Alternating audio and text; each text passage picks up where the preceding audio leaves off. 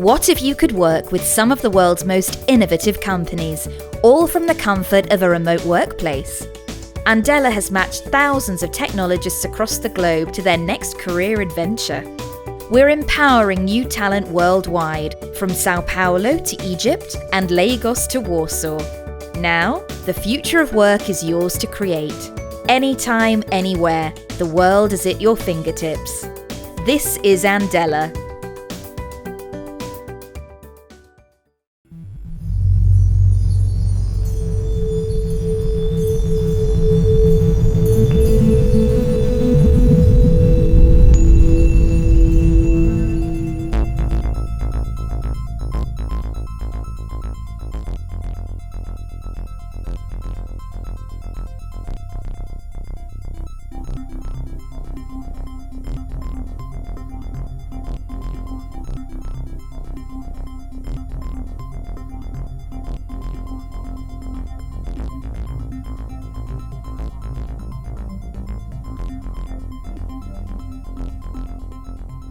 Okay, I would like to share the agenda of this talk.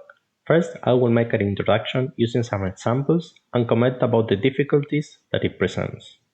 Then, I will explain what is a workflow and how can we apply this in our solutions. Then, at the end, I will make a quick demo to show how easy it can be implemented. Let's start with the introduction. Go is an incredible technology that has amazing performance, allowing solutions to be available faster than ever with incremental daily updates, and with a great community continuously improving the core-based functionalities. Today's business requirements are changing and need a great flexibility to adapt quickly with zero impact in the working ecosystems. Every company is going through this process at its own speed, and it has a different agenda. So they need to be prepared for everything in order to maintain the integration between them. Let's have an example of a driver application. We have a passenger that can request a trip, make a payment, a driver that gets a notification of that trip, accepts it, and then bill for each trip. It looks simple enough until we see all the integrations. Here you can see all the subsystems and the integrations with all the microservices, including the external systems. So let's think now just a single task with a client that has a need to know the status of an order. Some of them will integrate with our public endpoint to get the information. Others will request us to use the webhook to inform them any update. Another will request a file transfer using SFTP. As you can see, the main requirement is clear, but the implementation of each will change depending on the needs of the business. We can create this integration to include all the business needs and add conditionals for each situation, making a big custom solution for everyone. But actually, all these changes are constantly new integrations along with the rapid updates, making it hard to maintain in the long period. So it will create the need of a rework to make it smaller and stable again. So I will explain today how can prevent this, or at least mitigate this, using workflows. So why workflows? Any system is different from each other, and there are multiple ways to organize teams around it. But let me share my experience of how we have been working and the things we learned. First, we need to have an idea of the business logic, know the areas, and try to focus our teams around them. This way, we can have a clear scope of the requirements in order to solve them. Now, assuming we know where exactly a new requirement will have an impact and focus the correct teams to make those changes in their particular areas, we will allow them to measure the effort, define what microservices will be affected, or if we really need one. However, decoupling the logic into teams generates the question of how are we going to integrate everything? Any process has a trigger action that could be generated by different events, like a time schedule, a data change, or a user interactions. Those triggers will start a workflow of tasks to complete all the needs of the process.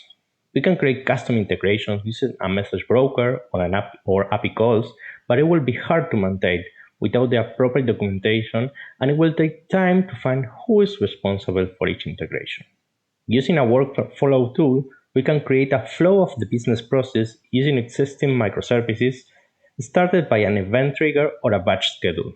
It is possible to define each step of the process, have full visibility of what is happening, and change it at any moment according to the needs of each particular case.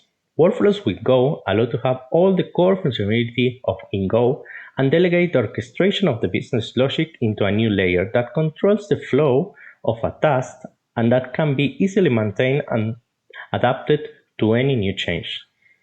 A specific team is in charge of these workflows.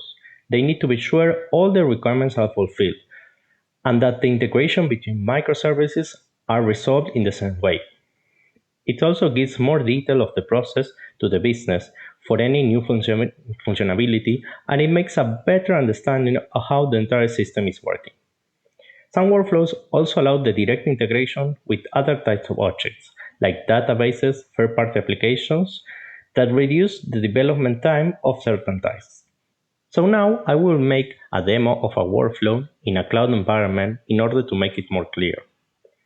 Each cloud system has different tools, but in this case I will be using the one from GCP.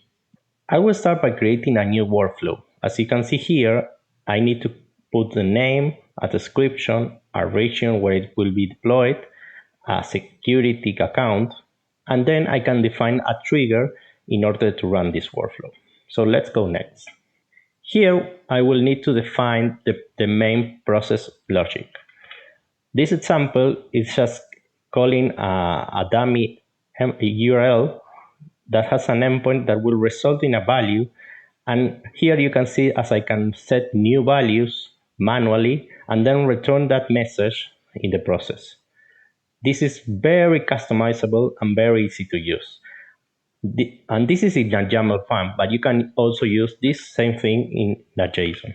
As you can see, this is just the same logic with a different format. So let's try something different. This is the code for a diagram that will define the day today and return a message according to it. As you can see, if it's Friday, I will see this message. If it's a weekend, I will see this one. And if not, I will see that it's a work week. Let's deploy this and see how it runs. Now I will execute this for the first time. As you can see here, I can have multiple inputs, but in this case, I will not use it. And then I will not activate the logs. But it's very, very simple to activate that and have the detail of what happens of each step and try to solve any issues. I will execute it now. As you can see, because today is Tuesday, it's a time week. It's a working week. So I will get in that. And at the bottom, I will have the detail of the process of how it went. Let's go back and change this code. I will edit this workflow with something different.